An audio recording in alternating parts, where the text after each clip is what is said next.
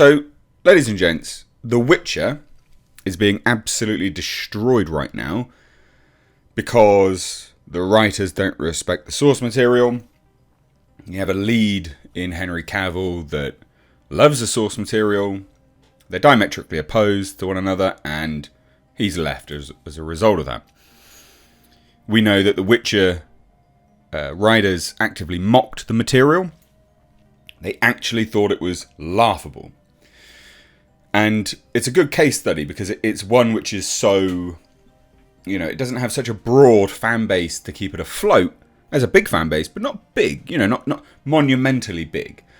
So when that fan base checks out, it dies a death. Marvel is doing the same thing. And we've seen it slowly creep in, and slowly the box office receipts are going down and down and down. Marvel Studios producer considers it a red flag if prospective writers are fans of the original comics and prefers to hire someone who's out of the culture. Now, ladies and gents, I don't have to tell you twice, but the individuals that work in Hollywood that are out of the culture would generally be people fresh out of academia. Academia is notoriously blinkered and shuttered in their thinking nowadays. It very much sings from one hymn sheet being the left. So you then have these fresh writers that are not fans, that are very much of one leaning, coming to Marvel's source material with probably a sense of disdain. I mean, we've seen it. We've seen it in the movies. I mean, this is probably the worst hiring practice you could go with. So Nate Moore, who's on Black Panther, and others obviously, has revealed that he believes, and this is the funniest part, he believes the key to Marvel Studios' success is hiring writers who are out of the comic book culture over anyone who loves the source material. How's She-Hulk working out for you, mate? Because, she's not doing very well. Absolutely being ripped apart. And you have it here, our writer's room is from Jessica Gao, opened 3 years ago. The fact that we were able to predict what reactions was going to be, what a lot of the trolling comments were going to be, really shows how very tired and unoriginal these trolls are. And that really tickled me because the little troll that lives inside of me really loves trolling the trolls. I mean, this is important, right? Because this is their writer's room.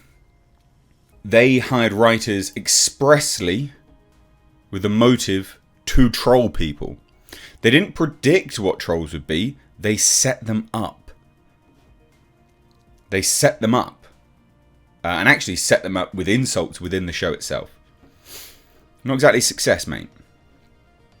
Now, Nate Moore, whose career has seen him serve as a producer on Captain America Civil War. So good, good film. Falcon and the Winter Soldier, never watched it. And most recently Black Panther Wakanda Forever, shared his insights into Marvel Studios' hiring philosophy when he was on 16th episode of Ringers The Town podcast. So he spoke with Matthew Belloni about his general experience working for the Disney subsidiary. And Moore was eventually asked if there was some kind of Marvel boot camp or something that you do with these filmmakers to ingratiate them into this world and knowing all the things that they need to know. Which, you know what? Great question from Belloni. I really like that. I really, really like that.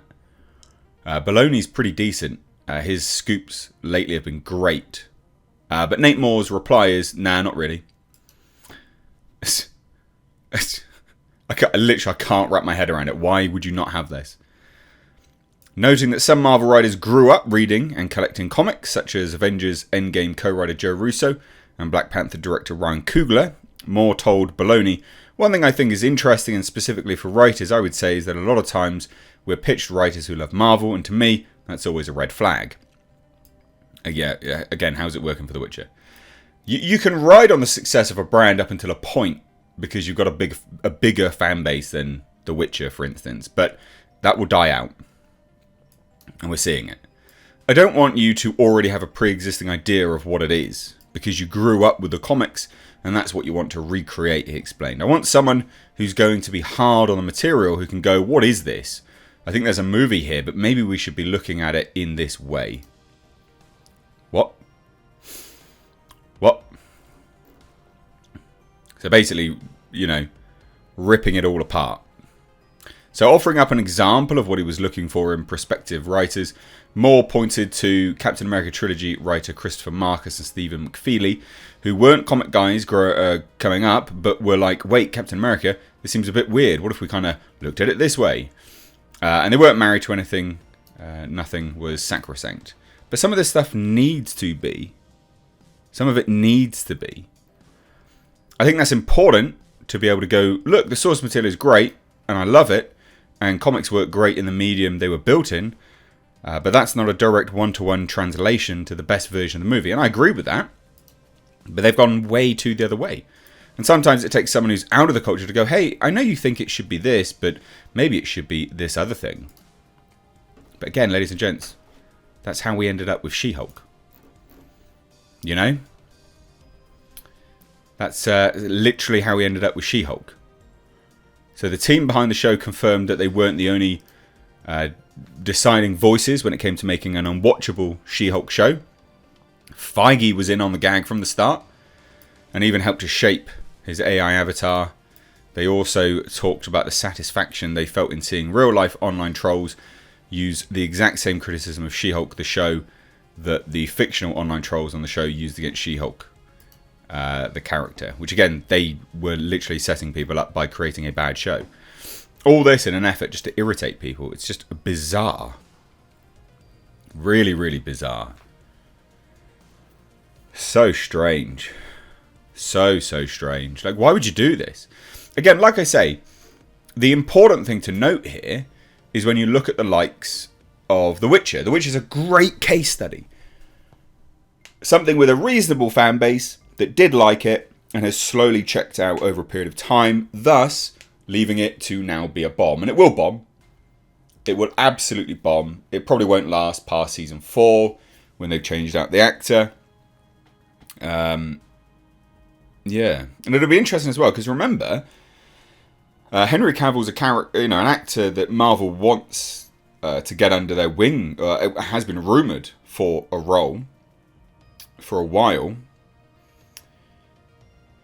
here and there. So it's interesting when you get actors that love the source material so much. Yeah, no, they probably won't want to work with you either. So let me know what you think down below. Excuse me. Cheers, guys. Take care.